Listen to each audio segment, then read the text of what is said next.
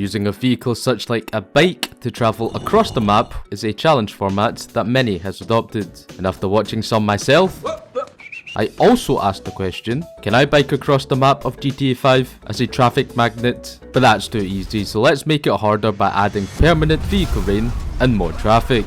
So without further ado, meet Bob, the cyclist who is 3 times faster than a normal human being. Today, Bob wants to cycle to the airport from his favourite clothing store. But unfortunately, he has a rare condition, where he needs to buy some drip every 3 minutes or he will die. But Bob has courage, because despite not knowing where to begin, he just pedals away through the rush hour traffic. Obviously this is a bad idea, but with the timer already ticking down, he has no choice but to figure it out on the fly. So he wanders, slips and slides, paying the price for being 3 times faster than the normal human being. And as he follows the train tracks and onto the highway, Bob pedals hard, while struggling to control himself at high speeds. But he picks himself back up and begins working against the oncoming traffic. Until... this is going to be quite the challenge. Dare I say, it might even be impossible. But for Bob, nothing is impossible. Because even after a shocking blow to the head, he realizes Grapeseed is the perfect location for a fit check. But Bob is curious. He considers an alternative. What if I literally cycle straight to Los Santos? He questioned. Nope, not with Mount Chiliad standing firmly in the way. So Bob pivots and attempts to risk his life down the same highway once again. What? Not a very bright idea indeed, but determined, Bob decides to take another route. He exits Palito Bay, turns right, and heads straight onto the long stretch of highway. This might be his only viable option, but will he survive the traffic ahead? And most importantly, will he reach the international airport of Los Santos? The journey ahead is certainly a treacherous one, as he dances around the rush hour traffic by the skin of his teeth. However, Bob is human, and humans make mistakes. Bob cannot stop cycling in the presence of caffeine-deprived drivers, as one mistake can be lethal. It's almost like being thrown into a pit of hungry alligators ready to sink their jaws into its prey. But somehow, Bob lives to see another day, as he escapes onto the highway, and after a few close encounters, Bob realizes his plan now is to pedal all the way to Chumash to first acquire some fresh drip, then pass through the bustling city of Los Santos and into the airport. With a clear plan in mind, Bob cycles and cycles, then suddenly a QuickTime event was missed, sending him spiraling into the Pacific Ocean. Bob has not accounted for cyclists. He thought they were kindred spirits on 2 wheels, but he was wrong. Most of the cyclists, like snakes, can strike from any angle, at any time, and in the most unexpected places. And as he attempts to get back up, Bob's bicycle ends up sinking into the ocean floor.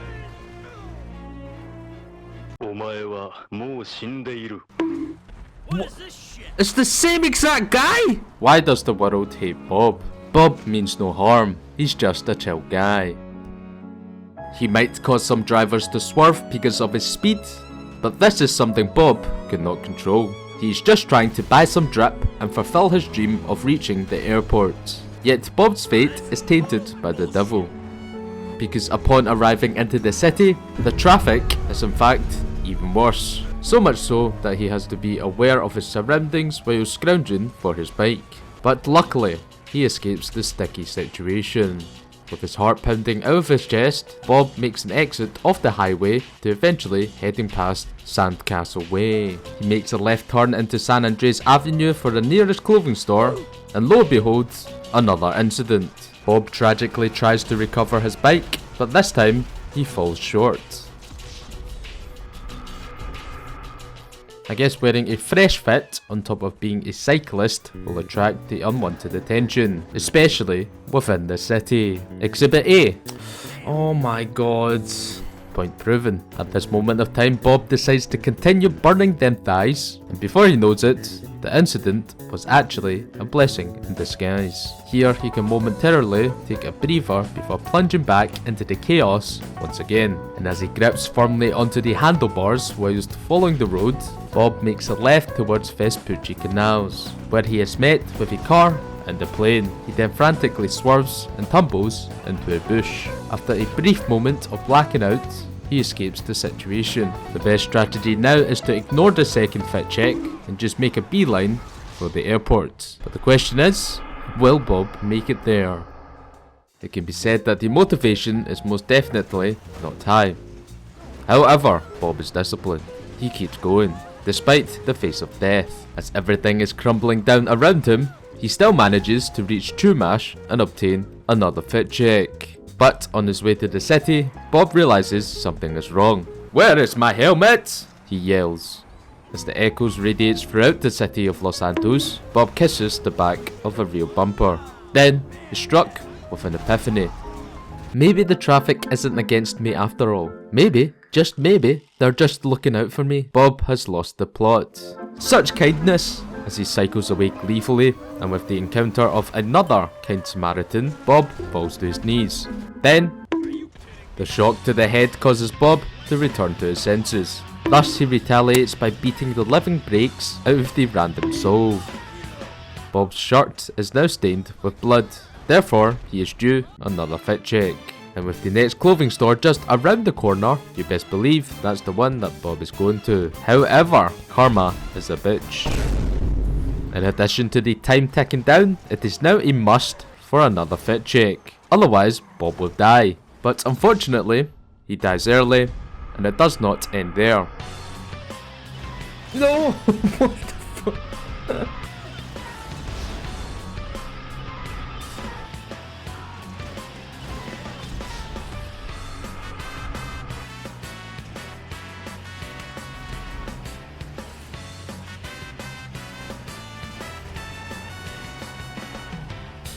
No.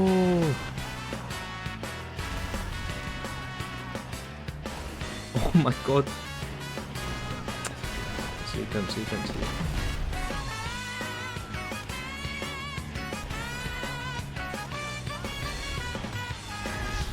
a skip.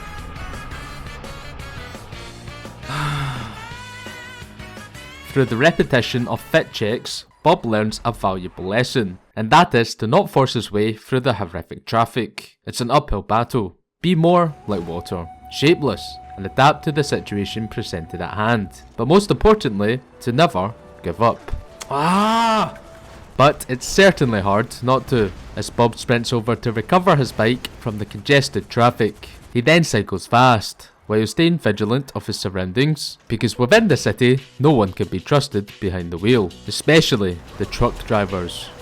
But he makes a recovery, then slips, and tragically smashes his face onto the side of the car. It is not looking good. God damn it, man. Thus, from day till night, Bob does not stop trying. However, the hours of doing the same thing over and over and over again can take a toll on anyone. Especially for Bob.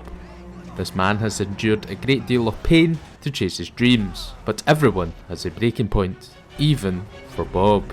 No more Mr. Nice Guy, and begins raining lead onto the innocent civilians in broad daylight. He takes another one from behind, then attempts to rescue his bike. "I'll see you in hell," as he pierces through the windscreen with his bullets, and with the catastrophic disaster surrounding him, Bob reverses his bike, then pedals away. The blade of the chopper hovers above his head, but he doesn't look back, and the consequences of his actions proceeds to follow him. Bob is now a wanted man.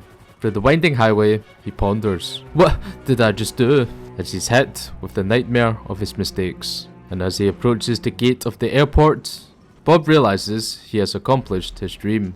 But at what cost? His hands are now stained with blood, and he has to bear this great sense of guilt for the rest of his life, unless he lets nature take its course. Farewell, Bob. May your soul rest in peace. That counts! I am at the end of the map, so that counts. I don't care what anyone says. I'm done. Anyways, after doing this dumb challenge for over 10 hours, I can say it is possible to cross GTA 5 as a traffic magnet without killing anyone, but only if you have the patience for it, because I clearly didn't.